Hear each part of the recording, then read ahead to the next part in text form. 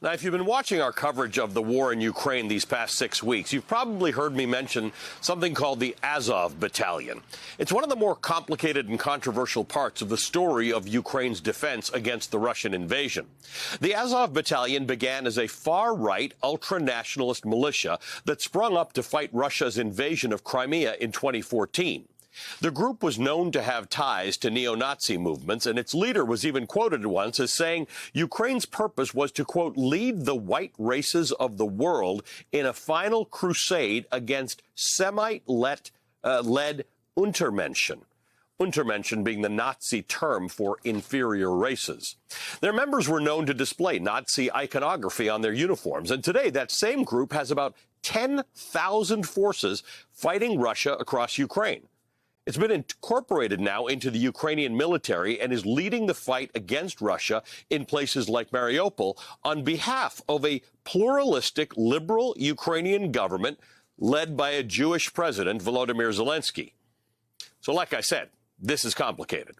The Azov Battalion of today denies being motivated by any neo-Nazi or fascist ideology. They say they've grown to include fighters of all different ideologies, though they admit they still count neo-Nazis among their ranks. Now, Russian President Vladimir Putin has tried to use the Azov Battalion's ties to the far right as justification for his campaign of so-called denazification in Ukraine. And we're going to talk more about that a little later on in the show. It's no secret that war makes for strange bedfellows. Ironically, the most famous example of this is probably the alliance between Western countries and the Soviet Union in World War II. Between 1939 and 1941, almost 2 years, the Soviet Union and Germany, Nazi Germany, were allies.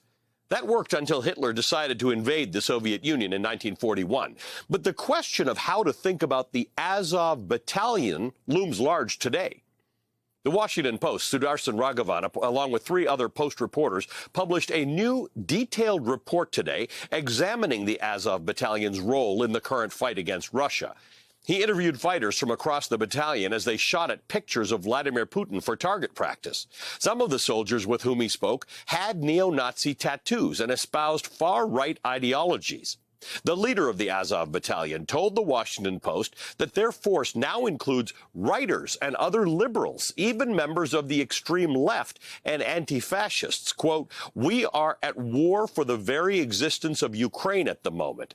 In the past month, I've never asked a person that came to join us about his political views. Today, Ukrainians have only one option of political orientation, for or against Ukraine, end quote. He told the Washington Post that they are trying to weed out the neo-Nazi tattoos and other symbols among Azov fighters, but in the current war, he cannot afford to lose any soldier because of political ideology, left or right. Quote, every soldier that fights for Ukraine is of value now, he said, and of value to the Western world, because if Ukraine will break, the next in trouble will be the collective West, end quote. Joining us now is Sudarshan Raghavan, a Washington Post correspondent who is the lead byline on that report. He's just left Ukraine after a long time here. Sudarshan, good to see you. What did the soldiers you talked to think about the Azov Battalion's bad history?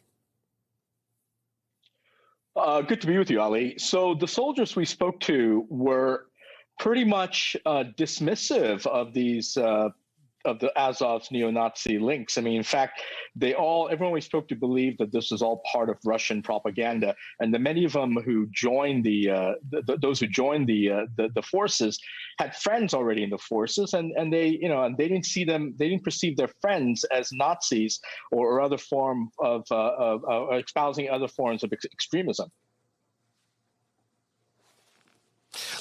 What do you make of Vladimir Putin's use of the Azov Battalion as justification for the idea that Ukraine needs denazification? Right. The thinking on the Azov is outdated from what we found. I mean, it's based on what happened 8 years ago and all those statements you mentioned earlier that came out publicly. But since then, there's been a big effort, certainly by the Ukrainians, to to alter the Azov. I mean, in the when they've joined the Ukraine's National Guard, there are strong efforts to weed out extremists within the ranks. Also, we're looking at a much different situation here in this war. I mean, it's less about political ideology, more about patriotism and just moral outrage of what the Russians are doing in Ukraine, especially with all of the civilian casualties that we've been seeing and all the the brutal potential war crimes that have been unfolding by Russia. So I mean, it's an outdated view. And it's also, I mean, you have to understand that, with what Vladimir Putin is saying is something about a very small amount of Ukrainian society. Even the analysts we spoke to, the fighters we spoke to, leaders say, yes, there's still extremists amongst our ranks, but it's a very small portion. And one clear indication of how small the far right elements are in Ukraine is that, the political arm of the Azov ran for elections a couple of years ago, and they only generated about 2% of the entire vote, even when they combined with other far-right parties. So the battalion is extremely popular because they are fighting in Mariupol and all these defending Ukraine. But in terms of the political arm, it doesn't generate that much popularity in Ukraine.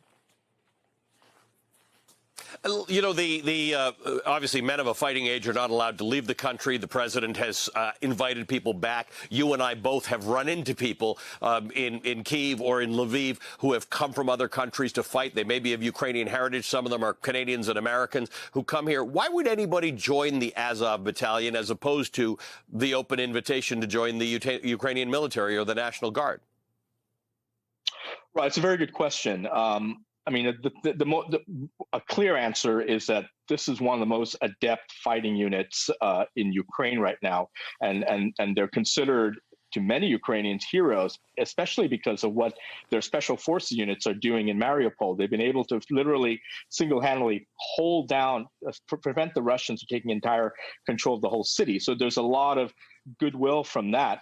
I think the second thing is, look, it's impossible to prevent any kind of extremists coming from Europe or the United States to join the Azov. I mean, the analysts we spoke to said that there are still coming, but it's a very small number. So perhaps that is one reason. I mean, the danger, of course, is, which we won't know now, perhaps we'll learn in a few months or even years, is that whether or not, some extremists did join the Azov and will return back to their home countries and possibly create engage in violence or some sort of anti-government activity. But we don't know that for sure. For now, the big concern amongst everyone here is just liberals, left-wing, right-wing, is getting together, picking up arms, and fighting back the Russians.